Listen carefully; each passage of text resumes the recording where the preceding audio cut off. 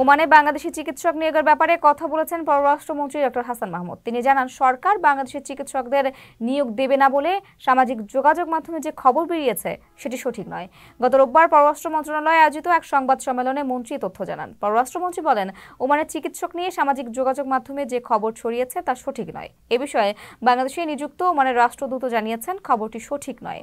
এর আগে ওমানে বাংলাদেশি চিকিৎসক নিয়োগের ব্যাপারে প্রথম সারির একটি গণমাধ্যমে খবর প্রকাশিত হয়।